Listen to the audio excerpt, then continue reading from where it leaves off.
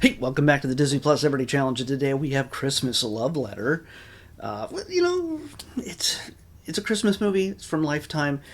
There's romance in it. There's people falling in love that don't expect to fall in love. It's the standard format. This is from 2019. It's an hour and 25 minutes long. It's 3 minutes shorter than the standard Lifetime movie. And it's a merciful 3 minutes saved in our lives by not tagging on 3 additional minutes so they could sell more ads on the Lifetime network. You wanna buy those things.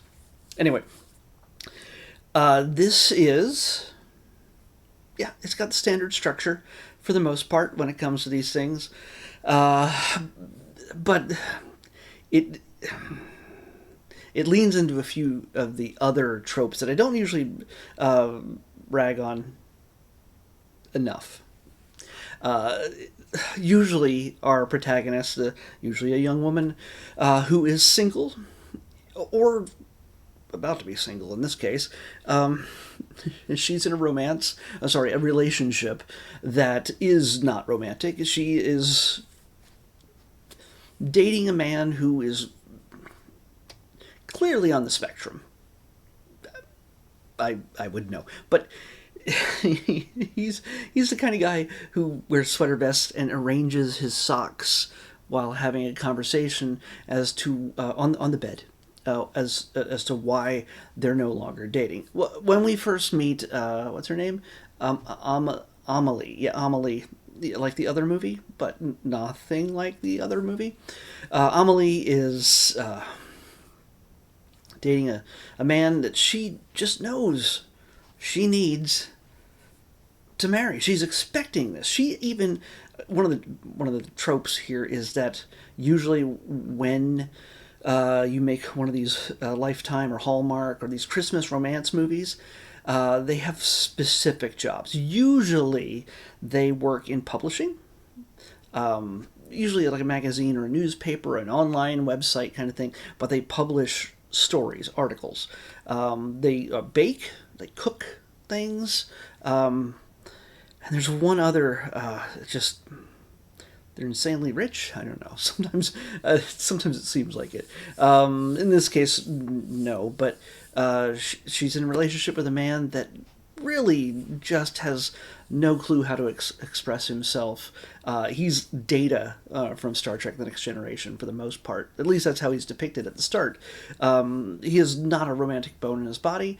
When it comes to, and I'm going to ruin this beginning opening scene, like second scene in the entire movie, sitting down to dinner, and on a table that seems like they're very separate from each other.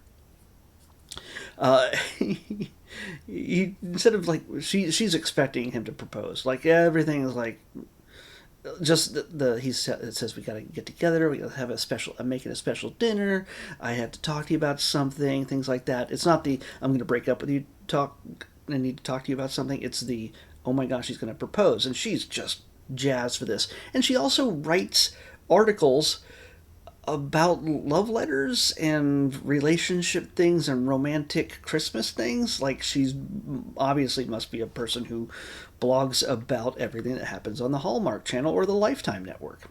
Probably the Lifetime Network. She gets home, they have dinner, and he's just like, hey, oh yeah, hold on. I think we should get married, and just sort of tosses the ring across the table onto her placemat. And she's just expecting something totally different, something that you should expect from a couple that's in love, a romantic gesture, down on one knee, saying something truly loving and generous and heartfelt as to why you want to marry this person, and then you propose. She gets a ring essentially tossed across the table and says, let's get married, like it's a business decision. It's made at a local Marriott bar. Yeah, like it's just, oh, we made it, we're making a deal. Let's move on to the next step. She ain't buying this. So she literally breaks up with him in that moment. And she realizes she's under the gun at work to write an article about, she was going to write an article about the whole experience of getting engaged on that day, a couple days before Christmas. But it ain't happening.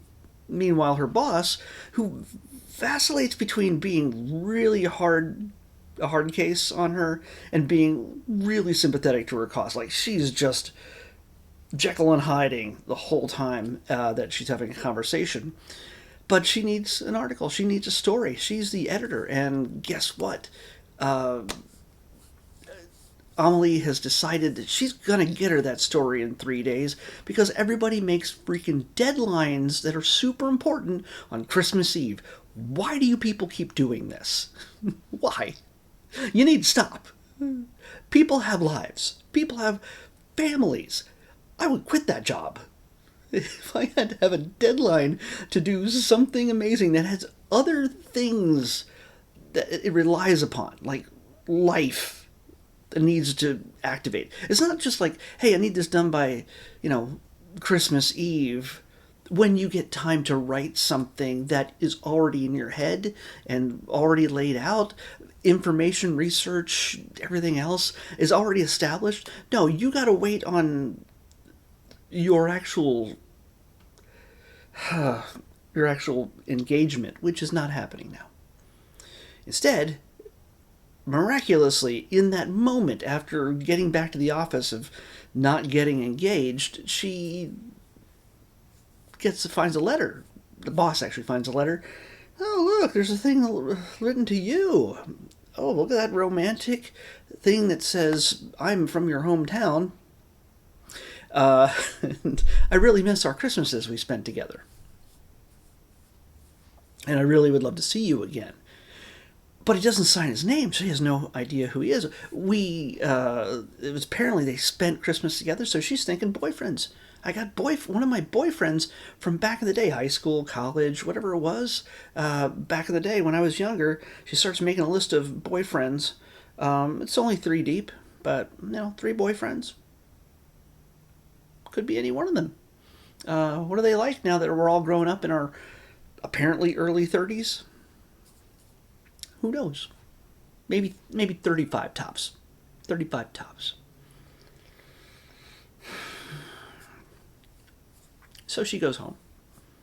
Because that's also a thing that has to happen at some point in most of these films. They go home to their roots to discover true love. In this case, I think she's just interested in true romance, not the film, but true romance as compared to true love. I don't know if she's really interested. She thinks that the true love is going to come from getting that romantic closure that she's looking for, that she didn't get with her now ex-fiancé, or no, ex-boyfriend that never became a fiancé. By the way, he doesn't get the message. He is so checked out for the most part that he didn't understand that he was broken up with. Of course, that comes into play later. So she again, I'm telling you pretty much the entire film. I'm planning not to, but that could happen. So just bear with me. She goes to her hometown, makes a list of boyfriends, and she does it in her little thinking space, a little outdoor space. By the way, it doesn't seem to be cold anywhere, and I don't know what state this is in, but it feels like it's a wintry, fake snow. New England, maybe? Nobody's got the Harvard Yard kind of thing going on, so it's not that New Englandy. So she sits down in her old thinking space and she runs into a little girl who also sees this as her little thinking space. And she's also a genius, which I'll get to that later as well, I hope, if I do not lose my train of thought. She makes friends with this little girl, and oh my gosh, can you believe it? She's the daughter of her best friend growing up. Male best friend. Handsome young man. And he has a daughter, and before Dad shows up, she asks the little girl, "Where's your mom and dad? You're just out here in the woods where I think and and write down names of ex-boyfriends. What do you do?" "Oh, this is my thinking space too. Where's your mommy and daddy?" "Well, Daddy is coming to get me, but my mommy's away with my grandparents." You know what that means. But people in these movies do not figure it out. Yes, mommy's dead. It's the rule. The guy has to be a widower. Because why does he have a precocious and endearing child that you immediately get along with? Because it shows that, one, he is a good guy who's raised a child on his own for the most part. Mommy only died last year, but still, mommy's with grandma and grandpa. So, not around anymore. And this leads her to believe, even though she doesn't understand this euphemism that the child has been taught, she believes that he's married, and mom is just out of town. Mom is with grandma and grandpa. She's just out of town. Her best friend, who she doesn't keep in touch with, even online, even on Facebook, she figures, oh, well, hey, there's my best friend, and when we grew up together, did so many things together. We did, oh my gosh, we even spent Christmas together.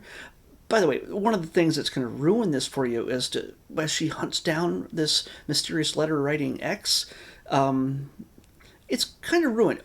Yes, you know who she's going to end up with. Yes, you know who she's going to end up with, but all the graphics that you see, give it away.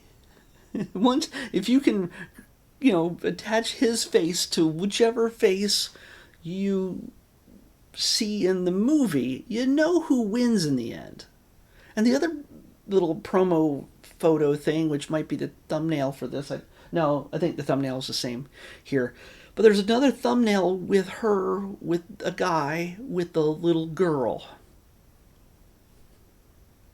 You know who's going to end up with. And again, that is the comfort setting for these types of films. It's just the way it is. It's just the comfort setting. You know how it's going to work out from the start. So there's no real panic. Yes, it's supposed to be a mystery, and honestly, all of her searching for the right guy who wrote this tremendously romantic letter, it's thoughtful at the very least. It's sweet. It is definitely just a guy that shows he's not afraid to show that he's in love with her. But but basically all the other guys she goes after, they're all played for comedy.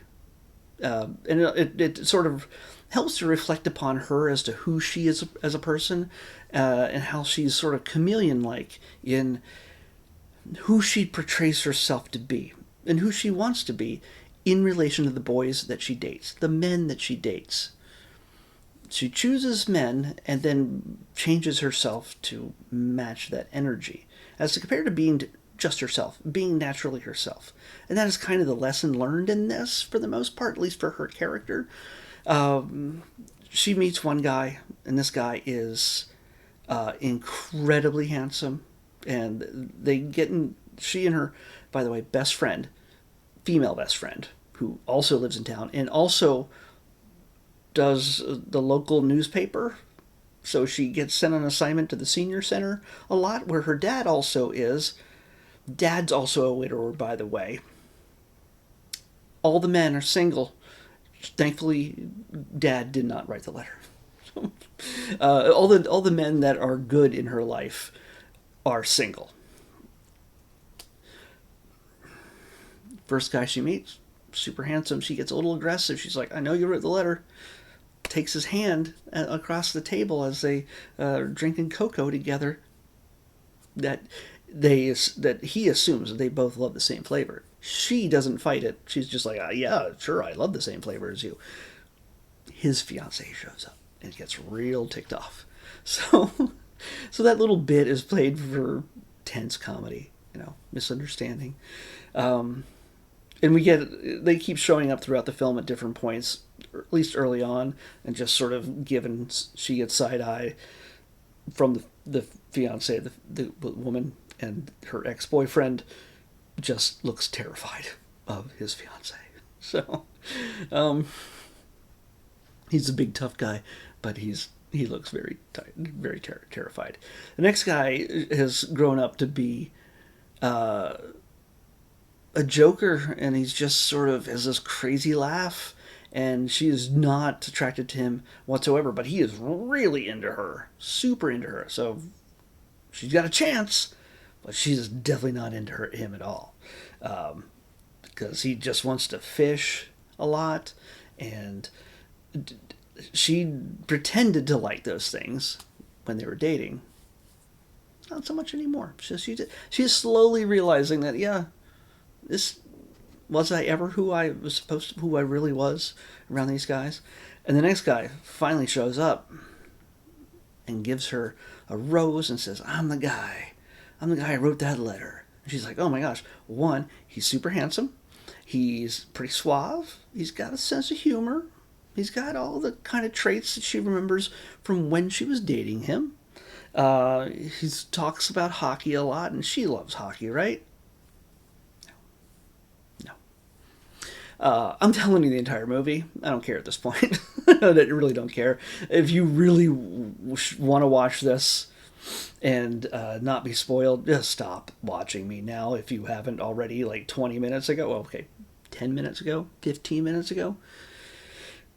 I'm only at the 16-minute mark at this point. So, yeah, 15 minutes ago, if you didn't stop already, well, it's too late now. I'm telling you most of the film. Oh, so, yeah, this guy, is he who he really is? She knows he's a bit of a liar and a scoundrel, and of course he is. He didn't write the letter. He just found out about it. And the little girl, genius girl, which she spends so much time with. Amelie spends so much time with. Her name's Marty, played by Izzy Herbert. And this guy right here, he is Ian, played by Tilky Jones. This is a guy's name is Tilky. Okay, I've never heard the name Tilky before. I wonder what the origin of language and country that is. That's interesting.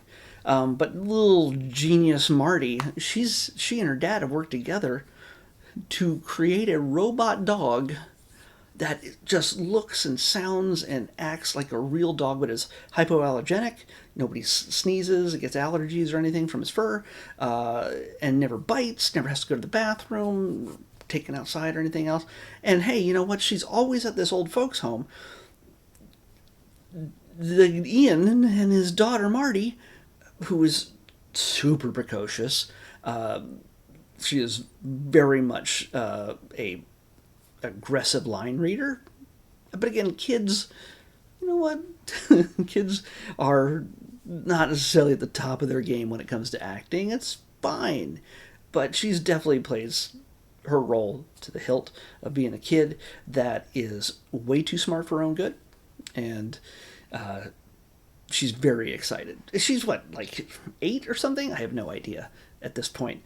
But she and Dad made a robot dog, played by a real dog, by the way, who was very well trained. It seems at being standing still and sitting still, lying still, doing almost nothing until he's given an off-screen command to bark or whatever.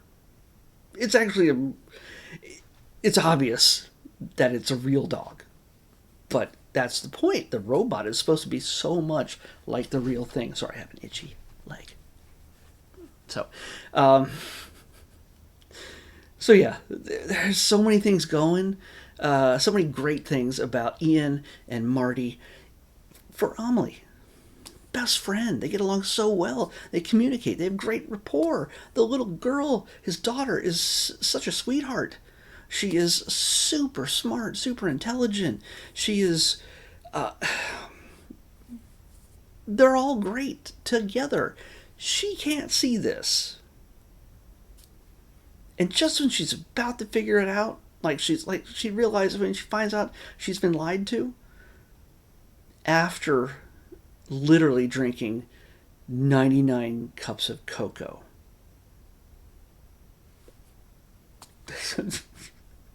Who has diabetes now? Seriously, in order to determine whether she is her own person with her own opinion, she has to test out what her favorite type of cocoa is, because she doesn't know. But thank God they have a little cafe in town that sells 99 flavors. flavors of cocoa. One with a jalapeno pepper in it for no reason. Is that a thing? We're not in Arizona. I don't think that's, maybe in Arizona that's a thing. If this is Vermont, we're like I don't know, Western Pennsylvania. I couldn't tell from the establishing shot which city this is, and I'm usually pretty good at that. It doesn't matter. Either way, she is eventually joined by little Marty, and Marty helps her keep track of what her favorites are, and it's a montage of cocoa drinking, because I think they were short by a few minutes and they really needed to pad this. She figures out that she basically likes general basic cocoa with 3 marshmallows. Spoiler. Okay, great. So at the end of that's when all is revealed with the help of Marty that this guy is totally lying. He overheard the story about the letter from somebody else, and he decided to have a new hockey partner.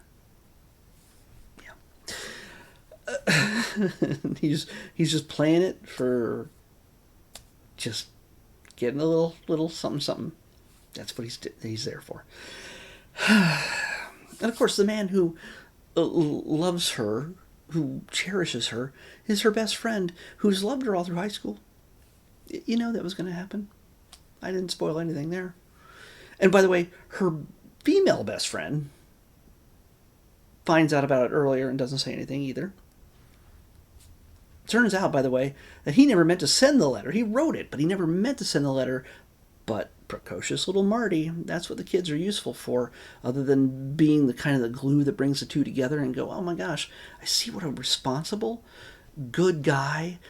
Has any woman ever found in these movies a guy who is just isn't grieving a dead wife, does not have a precocious child to be the connecting force and to say the things that neither one of them will say to each other right off the bat, or figure out something? I'm waiting for that one. I'll have to look back on the ones I watched and see if that kid does not exist, but I think they exist in all of them. So, and this is all of this is about, her finding true love. And of course, when she's about to figure it out, guess who comes back? Captain Boredom, the original boyfriend. Bruce is his name? Bruce? Yeah, Bruce. Played by John Ventura. Best friend, by the way, is Shantae Bowser. Plays Demi, her female best friend. Dad is in there somewhere. He's always, oh, by the way, one of the other tropes is somehow a business is about to go out of business, and they're losing money, and they got to do something to save it. That is figured into the story. I feel like since this came in 3 minutes under the standard run, they threw an extra 20 minutes worth of content into this story, because it's a pretty straightforward story. Oh, you break up with your fiance, you go back home, you find 3 possible guys you dated over the last 20 years between high school, like junior high, all the way up to college, and then work out whether any of them wrote you a letter, and then realize it's your best friend. That's probably a good half hour of romance and comedy. But all this other stuff is added in there, which is fine. It just sort of fleshes out the whole thing. And yeah, Bruce comes back. He does the big grand gesture. This is one of the things we don't normally see, is where the guy who's not meant for her does the big grand gesture. And she almost goes for it. Until she realizes she knows who she is now. It is played for comedy, and you're like, oh my gosh, this guy actually tried. He changed himself. He learned from this experience, and he was neglecting her. He just really didn't treat her the way she deserved. That's not something that you just immediately forgive, I guess. But he made the grand gesture. He brought Hay with him because he looked at her Instagram. I don't know. There was a Hay in one of the pictures, apparently. Hay is a thing that he really took from this. Yes, he is on the spectrum. I'm just saying. Not a detriment. I'm just saying that's who he is, and that's how he's depicted. That's great. That's not a I'm not making fun of anybody. That is not the case, but yeah.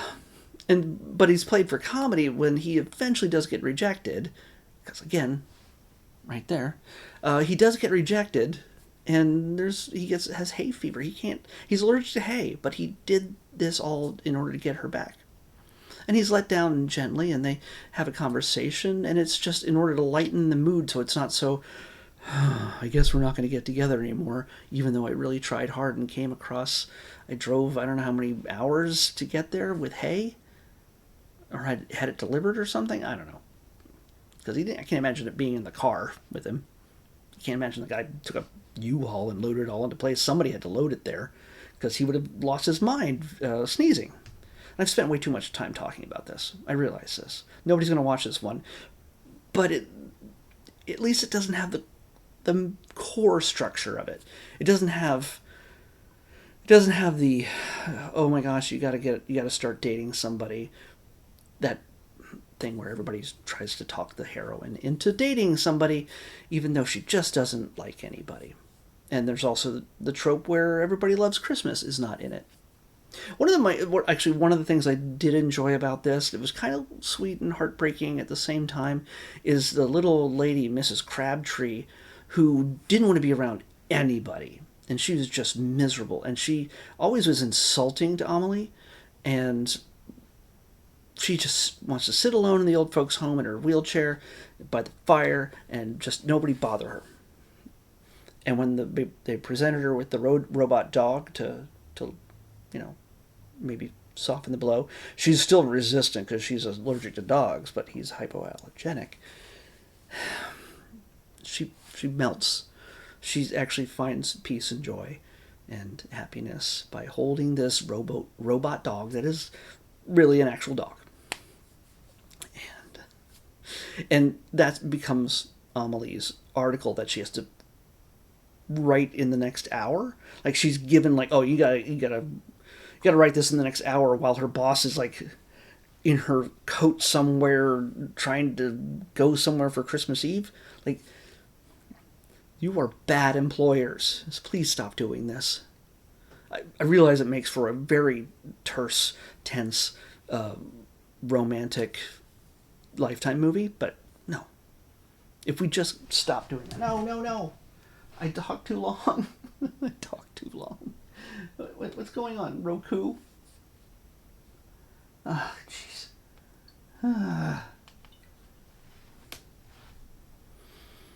All right. Yes, I've talked too long. Come on, Disney. But hey, you know what? It has attractive people in it, and they fall in love as they should. That's the goal. Nobody's going to watch this because it's too long. But I think it's the most eloquent I've been since this mini-series within a series started. Yeah. Anyway, okay, so yeah, all told, I told you the entire freaking movie. I just saved you an hour if you watched this to the end. We're now 28 minutes into it. Yeah, we just saved you an hour. Tomorrow, we're going to watch another movie that starts with the word Christmas. Surprise, surprise. This one's called Christmas Plus One. Okay. I think I had reasons for putting these together, but I don't recall anymore. It might be just the use of Christmas, even though the next one after that is The Christmas Something. I won't say what it is. I don't want to get too far ahead of myself. And tomorrow, when you're done watching this one, again, I didn't hate it at all. It had some genuinely funny moments. The people, while a lot of the dialogue really didn't feel realistic, like something that someone would say, it felt a little stilted. It still was delivered all right, and it worked out the way you expected it, as they all do. So, anyway, tomorrow we're going to be watching Christmas Plus One, whatever that means. on the next Disney Plus Everyday Challenge. I'll see you back here tomorrow with that. Bye.